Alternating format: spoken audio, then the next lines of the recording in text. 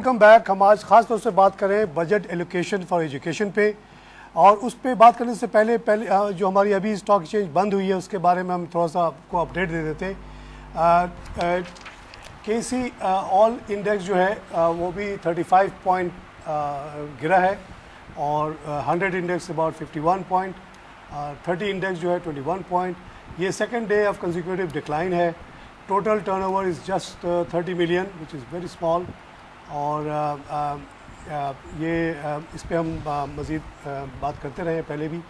राजी, अब हम आते हैं डॉक्टर साहब, आप जो अभी बता रहे थे कि ये जो बजट एलोकेशन एक्चुअल थी और रियल जो प्रोजेक्टेड थी और एक्चुअल क्या हुई, इस पर एक चीज़ मैं थोड़ा सा क्लियरिटी के लिए बताना चाहता हूँ कि इसी तरह हमारा जो डेवलपमेंट प्लान था, डेवलपमेंट बजट था, वो 500 प्लस का था।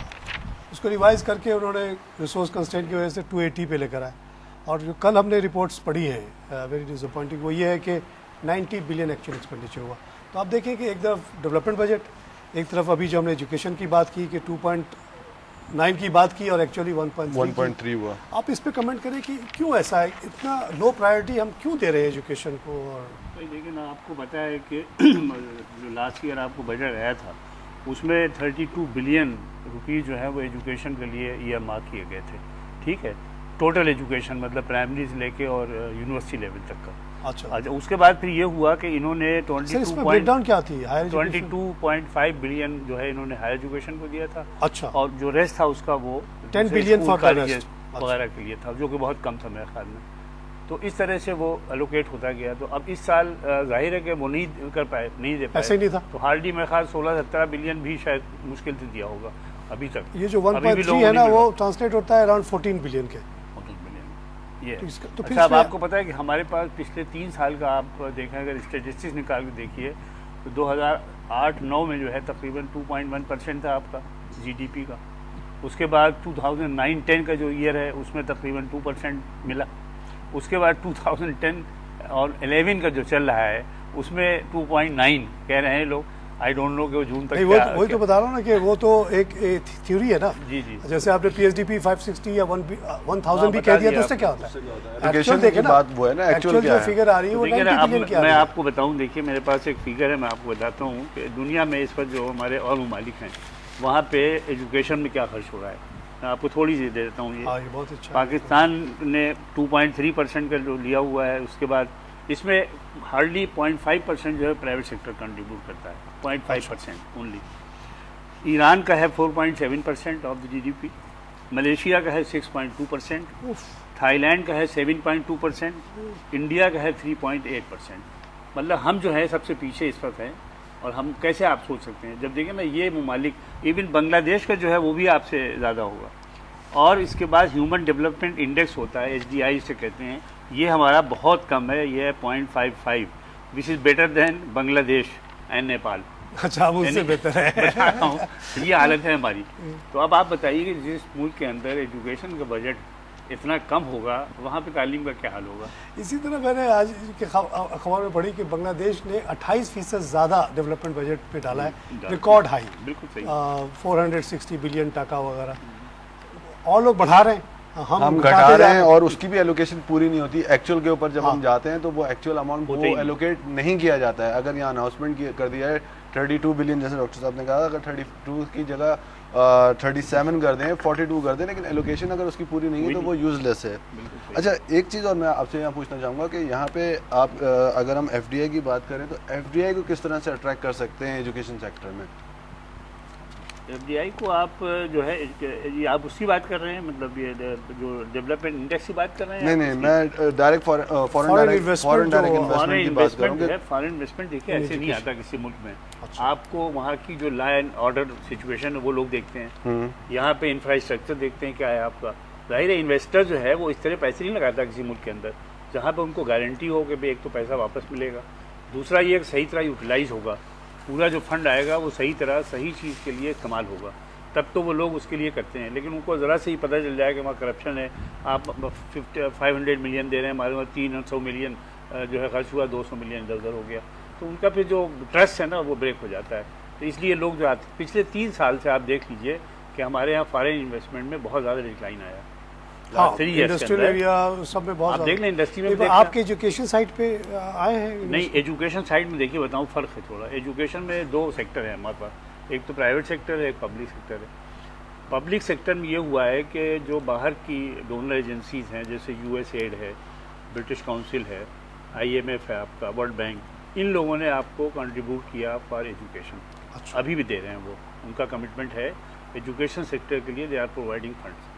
हायर एजुकेशन कमीशन को भी उन्होंने खासे पैसे दिए हैं। और आपको पता होगा जब इसका डिवोल्यूशन की अभी बात हो रही थी तो उनको पता चल गया कि ये तो देने जा रहे हैं प्रोमिसेस को, उन्होंने स्टॉप कर दिया। उनका अच्छा। हम नहीं देंगे आपको पैसे जो हम कमिटेड हैं। फ़ौरन जनाब उन्होंने डिसीजन वापस दिया कि नहीं, अभी हम इस साल जो है उसको नहीं करेंगे, अभी हम फिलहाल रोक देते हैं। तो वो पैसा आपको मिल जाएगा, वरना वो पैसा भी रुक रहा था आपको। तो मतलब प्राइवेट सेक्टर में लोग हेल्प कर रहे हैं आपकी, लोन भी दे रहे हैं, इन्वेस्टमेंट भी कर रहे हैं।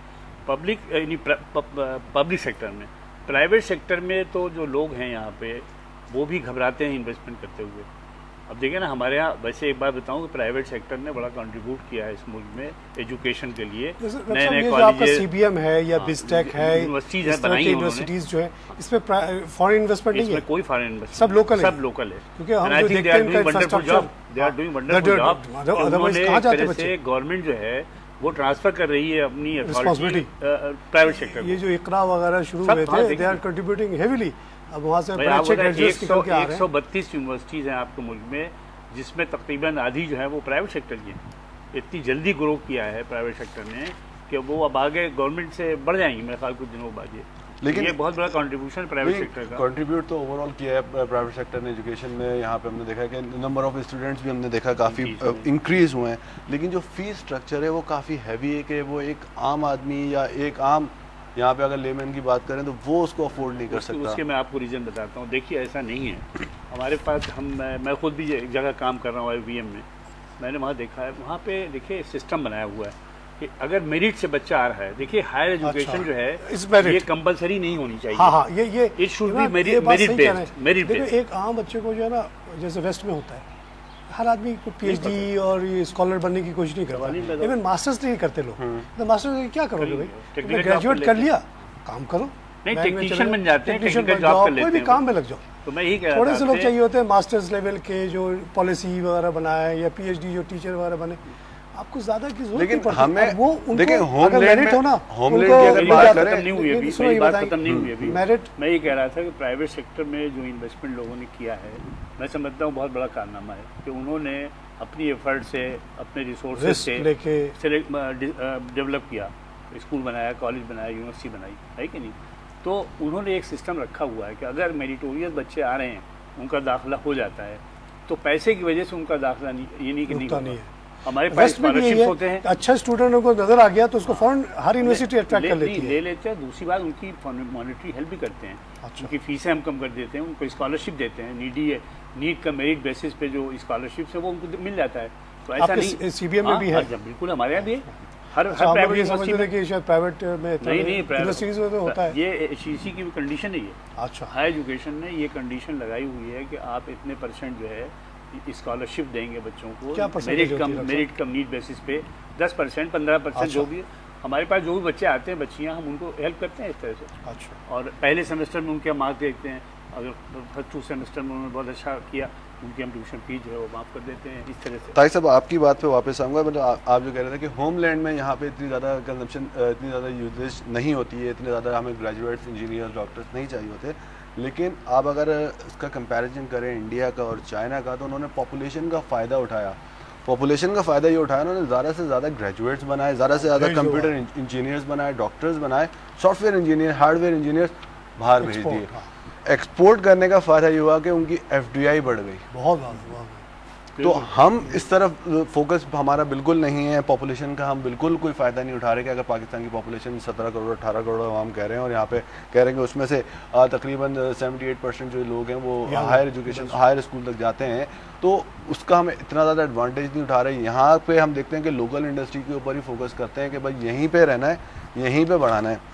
जो एक एक्सपोर्ट वाली बात है ना, वो नहीं हो रही है। वो उसके लिए तो इमरान जरूरी है ना कि गवर्नमेंट खर्च करे ना। अब गवर्नमेंट का आप देख रहे हैं कि क्या एक्चुअल कितना चल रहा है। आपको गवर्नमेंट की सैलरी जब 30% बढ़ाने पे तो कोई प्रॉब्लम नहीं होती, 50% पिछले साल, इस साल 30, लेकिन जहाँ एजुकेशन की बात आती है, आप जो फ्री और सस्ते एजुकेशन के, मैंने भी यूनिवर्सिटी से पढ़ा है ऑलमोस्ट नो फीस दे के, I am very grateful to this nation for that. उसके लिए तो वही तो बहस है आज, बहस इसी बात की ना। प्राइवेट सेक्टर चाहे अमेरिका में हो चाहे कहीं भी हो, वो तो कमर्शियल बेसिस पे चलता है, वो तो कमर्शियल बेसिस मगर जैसे डॉक्टर साहब कह रहे हैं अच्छी बात, उनका इंटरेस्ट भी होता है इसमें कि अगर किसी CBM में अच्छे स्टूडेंट हो गए तो उससे उनकी वैल्यू भी बढ़ती है, उनका सेल्फ इंटरेस्ट भी बिल्कुल और एक सोसाइटी का एक वो भी है। अब एक यहाँ पे अगर हम देखें ना कि जो गवर्नमेंट लेवल पे अच्छी यूनिवर्सिटीज़ है, अगर हम बात करें यहाँ पे पंजाब यूनिवर्सिटी की, कराची यूनिवर्सिटी की और दीगर चंद एक का अगर हम नाम लेते हैं, जामिया मिलिया है, तो यहाँ पे हम देखते हैं कि सीट्स जो हैं वो लिमिटेड है। 50 लेने हैं उनको, अगर BS कर रहा है, MBA कर रहा है, BBA कर रहा है, तो वो अब मैंने खुद जब MBA किया तो मैंने जो टेस्ट दिया था तो 3700 का कंपटीशन था, उसमें से उन्होंने 50 लिए थे कराची यूनिवर्सिटी। आपने तो कराची यूनिवर्सिटी से किया था। अब बताइए कि अगर प्राइवेट सेक्टर में यूनिवर्सिटी ना खुलते तो बहुत सारे लड़के को फीस उनको मिलती ही नहीं, है ना? वो तो कराची यूनिवर्सिटी कितने ले सकता है? 50। तो इस लेवल पे उनको बढ़ाना चाहिए कि कैपेसिटी बढ़ाएं अपनी। आपने कहा ना कि मैन पावर कैसे यूटिलाइज करें। देखिए बाहर क्या होता है, वहाँ पे ये होता है, आप मिडिल ईस्ट में चले जाएँ, आप फार ईस्ट में चले जाएँ, मिडिल ईस्ट में नहीं फार ईस्ट में देख लें, वहाँ पे जो प्रोडक्ट आता है उनका, वो ज़रूरी नहीं कि वो मास्टर हो और PhD हो और MBA हो, वो लोग करते ही हैं कि स्कूल लेवल से ही वो बाइफरकेट कर देते हैं। जो बच्चे पढ़ने में ज़्यादा अच्छे नहीं होते हैं उनके लिए उन्होंने दूसरे अल्टरनेटिव एजुकेशन रखा हुआ है, टेक्निकल एजुकेशन उनको वो देते हैं, समझिए नहीं आप। जैसे अमेरिका में आप देखिए कम्युनिटी कॉलेजेस बन गए हैं, अब वहाँ क्या होता है, कम्युनिटी कॉलेजेस में वो सस्ते होते हैं कंपेरेटिवली, फीसें कम होती हैं। दूसरी बात ये है कि बहुत अच्छे स्टूडेंट वहाँ नहीं जाते, मतलब एवरेज होते हैं लड़के। अच्छा वो करते क्या है, वो वहाँ से पढ़ के अगर जो उसमें से अच्छे बच्चे निकलते हैं तो वो 2 साल के बाद वो अच्छी यूनिवर्सिटी में दाखिला भी ले सकते हैं अगर उनको शौक है। Otherwise what they do actually कि वो अपना कोई टेक्निकल काम करते हैं, वहाँ पे कोई अप्रेंटिसशिप है, कोई कारपेंट्री है, कोई और एयर कंडीशनिंग है, मतलब उसमें वो लोग डिप्लोमा कर लेते हैं, सर्टिफिकेट कोर्स कर लेते हैं। उससे क्या होता है कि वो इनकम जनरेट कर सकते हैं, वो रह सकते हैं आराम से, मतलब वो क्वालिटी ऑफ लाइफ उनकी सर्वाइव कर सकते हैं। हमारे यहाँ ये सिस्टम अभी तक डेवलप नहीं हुआ।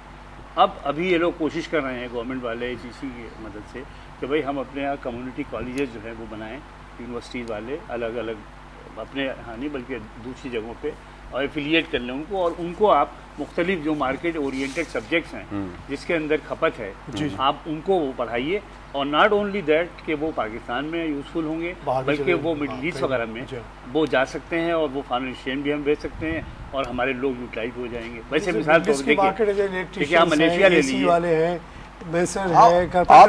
आप इस मैन पावर को बाहर भेजें जहाँ पे कंस्ट्रक्शन ज़्यादा है, फिलीपीन वगैरह के लोग हैं। अब ये लोग देखिए ना, आप पूरे मिडिल ईस्ट में इधर चले आइए, आप मलेशिया को देख लें, आप फिलीपीनोज मिलेंगे, नर्सिंग टेक्निकली ट्रेंड नर्सिंग पे छा गए ज़्यादातर, वो $250 से कम कोई नहीं लेता, वहाँ के नेशनल पॉलिसी है, ट्रेनिंग कर ली। इसी तरह कारपेंटर्स वगैरह उनको कहा कि भाई रेबन का चश्मा पहन लो, अच्छे से ड्रेस पहन लो, ग्लव्स लगा के आता है।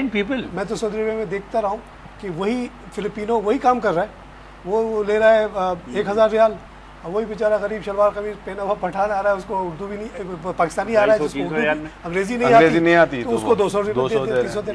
We can as a nation do this. हम चाहे तो लाखों लाख नर्स पैदा कर सकते हैं, मेल ही कर दें, खासतौर से हमारे जो मदरसे के बच्चे हैं, they would be excellent nurses because उन्होंने उनके अंदर कंपैशन है, मेल नर्स बना दो उनको, मेल नर्स बना के मेल बनाए दोनों। $250-300 इज नॉट बैड। और इसी तरह हमारे जो बाकी टेक्निकल्स भी हम ट्रेन कर दें। तो सब प्रोग्राम का वक्त खत्म हो गया, मज़ा नहीं आया। अच्छा, नेशनल एजुकेशन पॉलिसी में थोड़ी सी मुख्तसर बता दें, फिर हम कंक्लूड कर दें। देखिए आपके मुल्क में 1947 के बाद से 5 एजुकेशन पॉलिसीज़ बनी है। अच्छा, उसमें मेन जो एम्फेसिस था सारी पॉलिसीज़ में, उसमें ये था कि इस्लामिक ओरिएंटेड होना चाहिए। अच्छा, सिलेबस, अच्छा, समझे, उससे नहीं हट सकते आप। अच्छा, उसमें हर चीज़ पढ़ाई जाएगी, लेकिन उसमें ये शर्त लगा दी थी कि वो इस्लामिक आइडियालॉजी के साथ आपको बनाना है और पढ़ाना है।